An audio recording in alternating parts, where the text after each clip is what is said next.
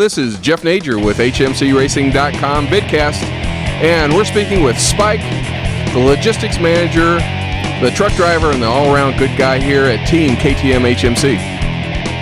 All right, Spike, we're here at the Nashville round of the Extreme Cycle Jam, and between the Connecticut round and this round, you guys hung out at Brandon Stooksbury's. Who all went out there?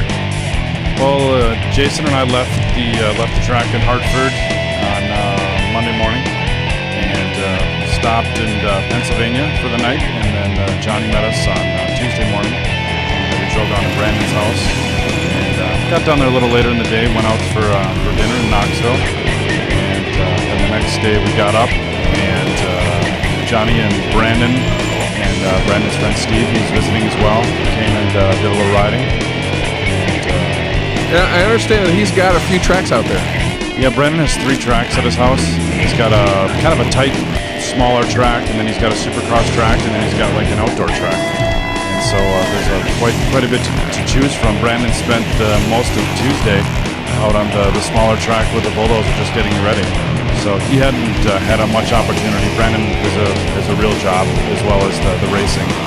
So he doesn't always have a lot of time to do that kind of stuff. So his dad was kind enough to give him a little time off for this week, and so he got the tracks ready, or one of the tracks ready for John and Brandon and for Steve to go riding. So how did the guys do? It was good. They had to do a little work on the bikes to get ready, and they went out and rode a fair bit on Wednesday, I mean, and then Jason and I left Thursday morning, and Johnny stayed actually, and then rode most of the day on Thursday as well. How important is it for the guys to get time on the motorcycle at any track for that matter, but to get the repetitions in? Yeah, it's important to just get time on the bike, and it doesn't even have to be your race bike. It even could be a different brand of bike. It's just good. It's just good practice. Kind of learning to adapt to different tracks, different obstacles on the track. Obviously, Johnny had never been to Brandon's house, so he wasn't familiar with any of the obstacles. Brandon's background is motocross and arena cross, and so his tracks, the tracks that Brandon has at his house are much more difficult, technical-wise, than what we have back in Wisconsin. And for that matter, even for what John has a small track at his house, but he doesn't have the room that Brandon has. So it's just a good experience for whether it's John or Troy. For instance, Troy's going to go to California right after this race. And, that'll be all motocross. He'll probably just do motocross for the time leading up to the race in Oregon. So it's just good seat time. Just good practice for the guys, no matter what their discipline is. Even the road racers ride motocross as well. Now, you drive the transporter. You guys are the race shop is in Wisconsin. You go East Coast, West Coast, Canada, and to Florida. So you're all over the country. When you're driving, anything specific you look for? Do you have a chance to see the sights, or is it head down from race to race? Well, it just depends where you're going to. Stretches of I-80 through Indiana and Ohio are pretty boring, but when we left Hartford, we drove down through New York City.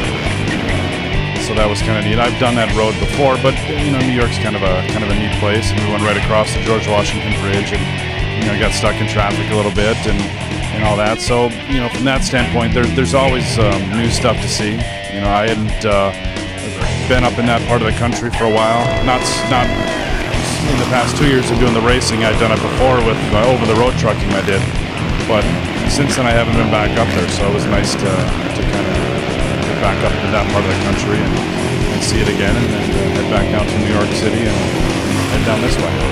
So, what's your 3 favorite restaurants across the country? Oh boy, that's kind of a tough call. Anything besides Stuckey's, McDonald's, and that fare? Anything interesting? Honestly, on the road, the selections at the truck stops aren't always the best. Mostly it's just Subway or Arby's or McDonald's or something like that. So you're voting for Subway and Arby's? Yeah, I'll cast my vote in that direction. All right. Hey, so what's the most most unusual things you've seen on the road in all your driving? Well, you can tell it's just me and you. No one's going to see this. Nothing real crazy. For instance, on the way down here, we had a big rock come off a truck in front of us and almost come through the windshield. So that was kind of exciting, wasn't it? Yeah, Jason was in the passenger seat and he ducked.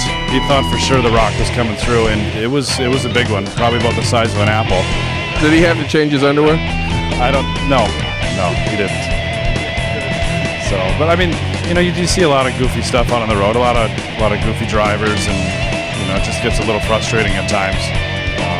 But other than that, I mean, I haven't seen anything crazy.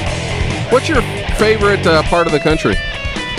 Definitely the Montana, Idaho, Wyoming, northern Wyoming, that kind of stuff. But I'd definitely say Montana. Well, Spike, good luck with the team today. We'll hope to see you on the box with the racers, and we'll follow up. Great, thank you.